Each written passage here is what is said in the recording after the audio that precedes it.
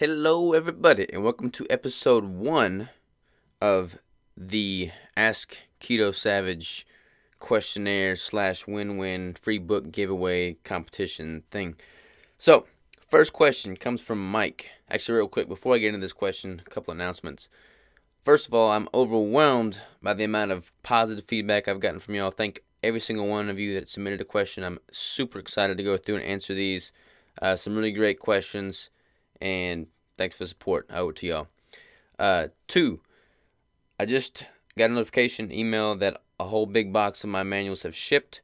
So as soon as I get those in, I will start sending those out.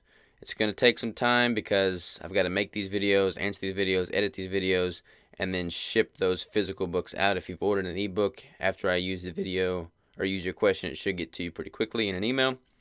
But for those of you that have requested a physical book, be patient with me, please. Give me some time. As soon as I answer your question on YouTube, I'll get you a book as soon as possible. But then again, for those of you that have selected the ebook, just check your email after I use your question, if I use your question, and I'll send you a direct link to put in that offer code and get your free book. So, back to the question. This is kind of a long question, so bear with me here. It comes from Mike. He didn't give me any social media channels to shout out to, but Mike, way to go, Mike. Let's see here. Been doing keto for 5 months now. Lost 49 pounds. First of all, congratulations. That's awesome. Proud of you, man. First of all, since you're now eating more fat and fattier meats, you then go towards the red meat, or at least he does. But he's been told that eating too much red meat is very bad for you, just like eating too much fish. Is this still true on keto? Okay, so to answer that, the main reason that red meats have been touted as being bad for you is because of the high cholesterol, high saturated fats, which increase your LDL, cholesterol particles, which could lead to heart disease, yada, yada, yada. On keto, it's a little bit different because your body's using fat as the primary fuel source, so it doesn't hold and retain that as, artery clogging lipids. It's using that through the body as the fuel source. The best thing, again, I'm not a doctor, so take my advice with a grain of salt. But what's worked for me is to get a blood check, a routine blood check, which you should be doing anyways, regardless of what your diet consists of.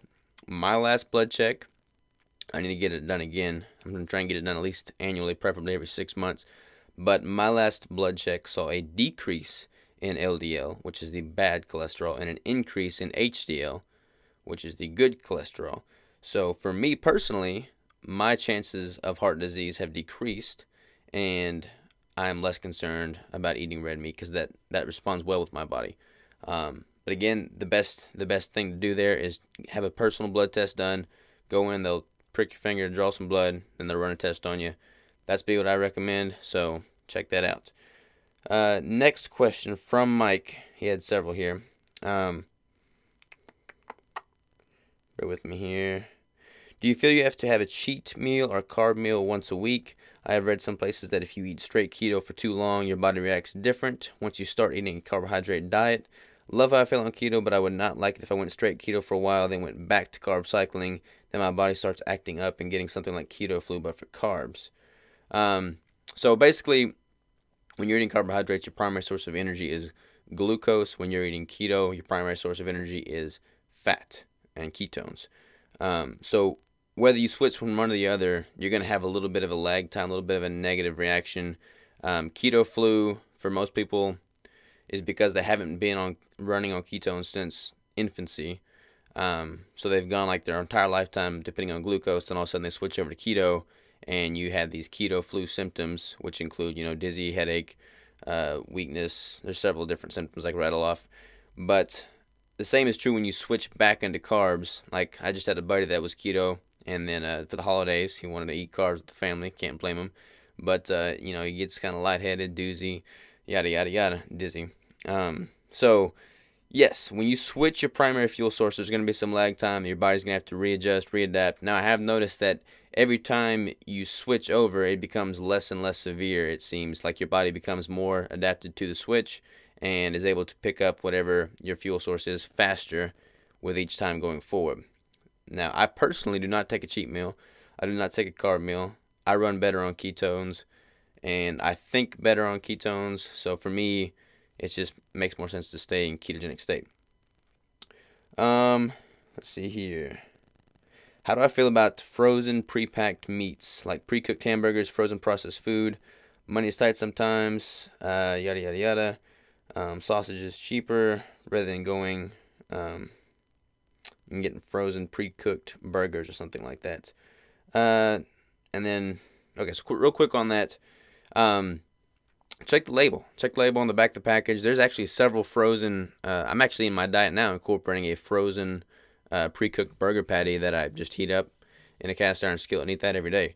But in looking at the ingredients, there's like hardly any preservatives. There's like 3 ingredients: water, meat, with meat being the first ingredient, beef, and then like I think salt or something like that. But if you look at other packages, which is still just a burger patty, they have like 20, 30 different ingredients on there. If there's 20 or 30 different ingredients on there in a burger patty, I'm not going to eat it. Just because I don't, for one, know what half that stuff is. I don't want to have to take a chance. And two, a lot of those, preservatives actually are, they have a carbohydrate effect similar to carbohydrates, in which some of them can spike your insulin levels. So I just assume avoid it entirely and only get meat with 3 ingredients or so.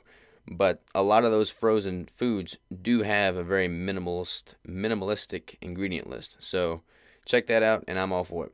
I'm all for simplicity as well. And as far as other foods go that are like quick, easy to grab on the go, you're a student, you're working, don't have time to cook a full-blown meal.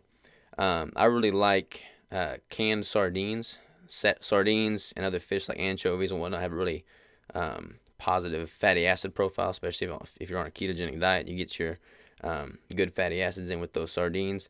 Quick and easy. They kind of stink. When you open them up, you always have those people that like give you shit because they stink. But I like them a lot. They're good for you. Let's see, what else? And he would like me to make a couple videos showing like quick throwing together stuff. I will do that. I've actually got the footage today for a keto pizza that's really easy to make, and it tastes really good cold too, so it's really good for like on the go people.